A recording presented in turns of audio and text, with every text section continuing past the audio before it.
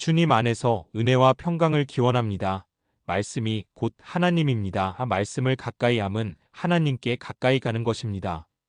민수기 24장 성경 칼럼 요절 5절 16절 제목 하나님이 보는 그리스도인.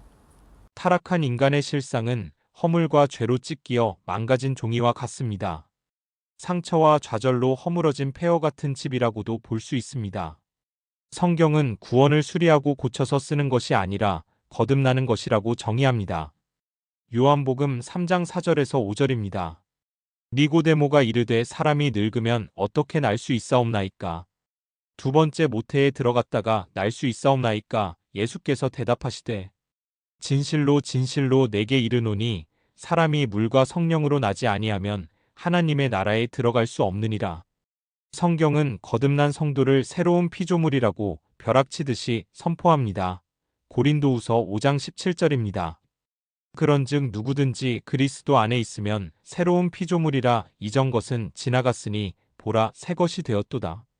이런 어마어마한 선포와는 다르게 그리스도인은 현실적으로 죄와 싸우며 의를 이룰 수 없는 한계에 몸부림칩니다.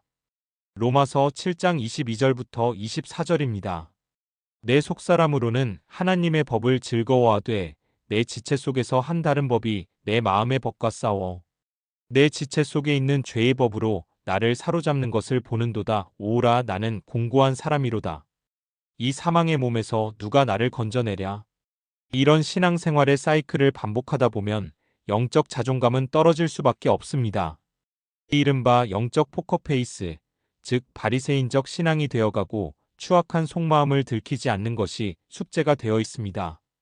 이 숙제를 제대로 풀지 못한다면 신앙의 기쁨을 누리지 못하고 사역에도 제동이 걸립니다. 민수기 24장은 발람의 자화상과 함께 이스라엘을 보시는 하나님의 시각이 이중적으로 펼쳐집니다.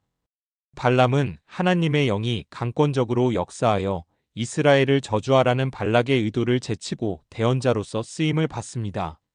자신에 대한 소개를 최상의 하나님의 사람으로 할 정도입니다.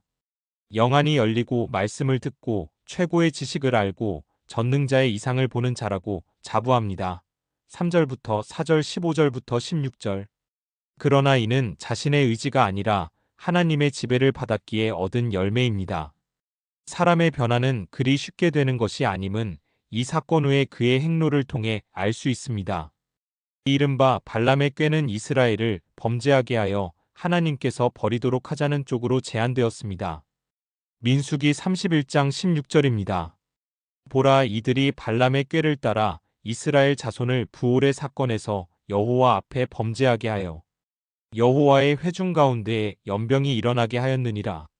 이 사건은 신약 성도들이 죄를 짓도록 하여 하나님께 징계받도록 하자는 마귀의 괴계에 노출되어 있는 것의 예표입니다.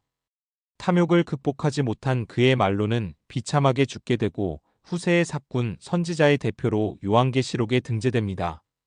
요한계시록 2장 14절입니다. 그러나 내게 두어 가지 책망할 것이 있나니 거기 내게 발람의 교훈을 지키는 자들이 있도다. 발람이 발락을 가르쳐 이스라엘 자손 앞에 걸림돌을 놓아 우상의 제물을 먹게 하였고 또 행음하게 하였느니라. 민수기 24장의 내용은 영적 아름다움을 끝까지 지키지 못한 자의 비극적 말로를 보여줍니다. 반면에 5절에서 9절까지 나타난 이스라엘에 대한 하나님의 시각은 반전을 이룹니다. 이스라엘의 적대적인 발람을 통하여 본 이스라엘의 영적 실상은 획기적입니다. 거칠고 메마른 죽음의 광야에서 원망을 내뿜고 대적하는 이스라엘의 겉모습과는 정반대로 표현됩니다. 풍요롭고 아름다우며 영적 실력은 탁월하여 대항할 자가 없습니다. 택한 성민이고 메시아를 잉태할 복된 태입니다. 19절. 마치 보잘것없는 술람미 여인을 사랑하며 칭찬하는 솔로몬의 마음 같습니다. 아가서 1장 14절부터 17절입니다. 나의 사랑하는 자는 내게 엔게디 포도원의 고베라 송이로구나. 내 사랑아 너는 어여쁘고 어여쁘다. 내 눈이 비둘기 같구나. 나의 사랑하는 자야 너는 어여쁘고 화창하다. 우리의 침상은 푸르고 우리 집은 백향목들보 잣나무 석가래로구나. 하나님의 무조건적인 사랑이 이스라엘에게 주어졌듯이 이 사랑은 예수님의 대속으로 완벽하게 우리에게 도착되었습니다.